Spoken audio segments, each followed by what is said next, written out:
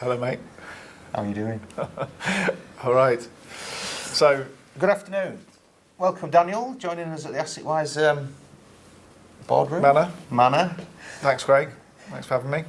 We've been talking about PPPs this afternoon, and Public-private partnerships. Yeah, and just look, there's a lot in the news at the minute, and I think people are asking what are they, and what goes into them, and why don't the British government want them anymore? What's going on in the world, mate? I mean, you've worked in them a long time, haven't you? How long have you been working in PPP? 18 years in the UK and over here. Don't look old enough, Yeah. mate. Hey? Yeah. 18 years. That's it. How long were they And going in under this- England? Well, PPP originally was Gordon Brown's brainchild. Right, So, back in the early Blair days. right. And he did the London Underground PPP and then basically conjured up the idea and then threw it at Ken Livingstone, who was the mayor at the time, Oh, yeah. who was then replaced by Boris Johnson. So technically I've worked for Boris Johnson. Right. So you know the PM?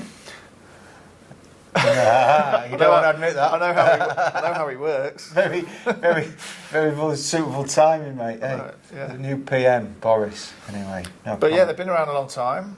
They've as you pointed out, they've been in the press for, certainly in the UK, for probably the wrong reasons Right, recently. okay. A couple of the major government contractors have gone into liquidation, Carillion and Interserve. They're old businesses as well, weren't they? Or reasonably old, weren't they? I mean, big business as well. Huge. Yeah, right. But the problem was, I think the government just kept giving them contracts, Oh, okay. and their balance sheet couldn't handle it. Right. Okay. Which is interesting. It's isn't it? So Because the British sort of became reliant on it then. Is that does that make any sense or not? So we're on the second iteration of the PPP policy over in the UK. So they sort of recut it as it was PFI, Private Finance Yeah, Initiative, Yeah. and then a few years ago they did PF2, Right. which they had tried to tweak the model, I think, to try and sort of iron out some of the issues that beset the old model, but it probably worked conversely. It probably took the wind out of the model sails in a way. Okay. But yeah, the likes of Carillion were sort of well established, and the problem with Carillion was that they were a head contractor. They took on Huge work project. across all different spaces. There were no subject matter expert. They ran hospitals, they ran Right. prisons, they ran railways. You know, they had their finger in all sorts. So of why pies. did they run into trouble then? What was they? So when you sign up for a PPP, you're buying risk, Right. and that risk will sit on your balance sheet. Although in the UK it technically doesn't sit on your balance sheet, but you are exposed. Yeah. So Yeah. you take on a PPP for 20, 30 years. If things go bad, you can lose a lot of money. Is this Brexit then? Is Brexit something to do with this? Oh, No. Don't even go there. No, don't Well, get that. No, I think no. No.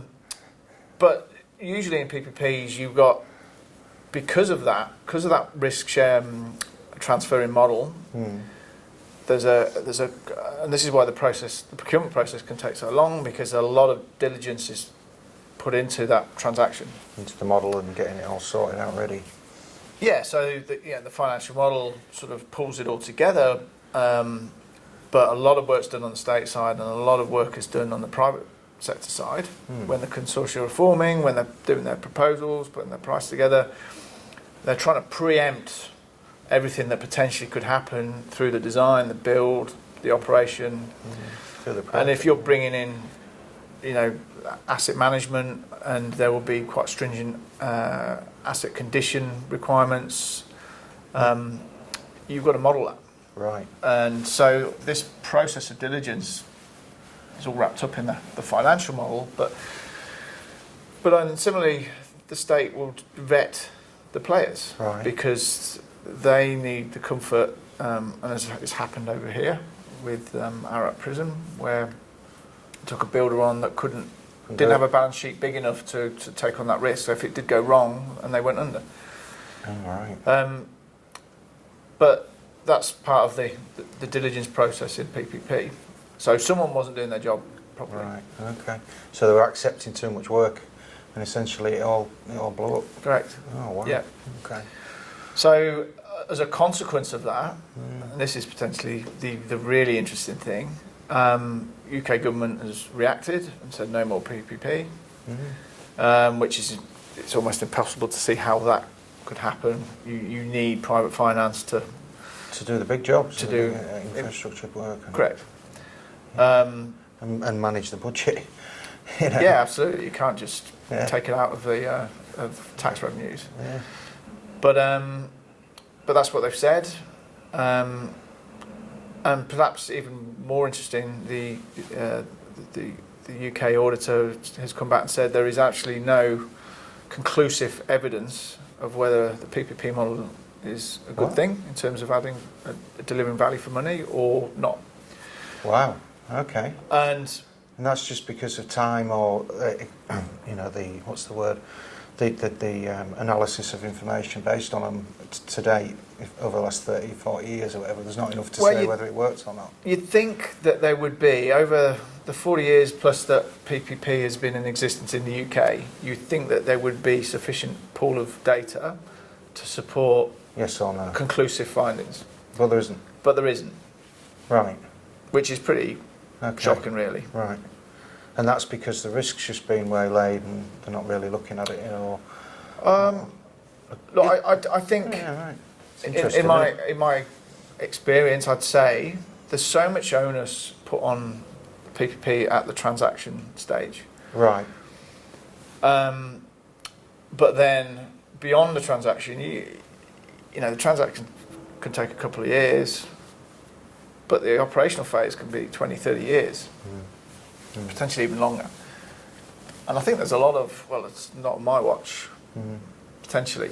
But in terms of actually tracking how so at that transaction phase, the model tries to preempt every potential scenario. Yeah. But obviously it's all forecast. It's got to be adjusted on the way through to make sure it's working or reassessed. New things come about, bad weather, whatever it might be, increases. Look, there are so many variables. There are so many variables that go into that forecast. Yeah. Externalities, inflation rates, cost of raw materials. So is it a case then that theoretically it's a fantastic, brilliant, wonderful model idea?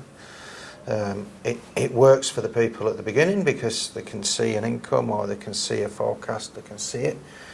But there seems to be maybe not. You correct me, but is it not being looked at on the way through, in light of how it's actually performing against the original model? So that are you actually getting what you set out to get from it? Look, I'd frame it hidden? slightly differently. Right.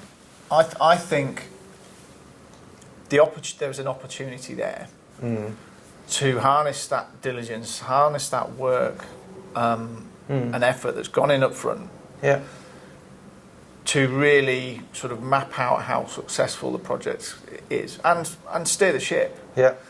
To an extent, if you've got real time data of how things are actually panning out against the forecast, then you can. Is that not being done really well then at the moment? Is that what you? I mean. No. Is the short answer, and it might be controversial, but that's fair enough, isn't it? But I mean, if you've got an equity investor, they'll be all over what their returns are. But the thing that underpins a PPP is the value for money. Yeah. So if you take away the value for money to the state, then there's no business case to do a PPP procurement model, and that's part of that early strategizing. You build a public sector comparator, which is sort of saying, well, if the state was going to do this themselves, this is how much it would cost. And then you compare that to the PPP pricing, and that gives you the value for money rationale to go PPP or not. Yep. But that's all on forecast.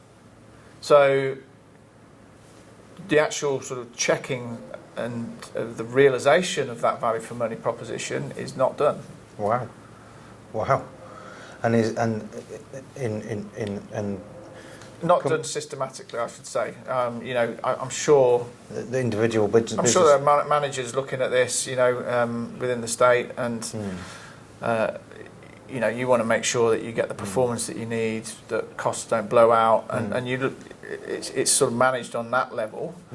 But pulling it back to that original value for money proposition, there isn't really the capacity to do it, and I don't think there's that sort of long-term drive to do it. And the fact that there isn't data that supports the veracity of PPP or not, that sort of backs up that theory. So UK is not doing them anymore, apparently. They'll rebadge it. And right. Call it PPP2. Something like that. And then Look, they can't just walk away from private finance.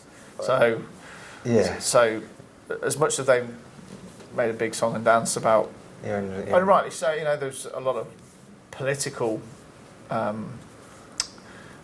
outrage at someone like Carillion going under, because you know, it's a huge humongous employer.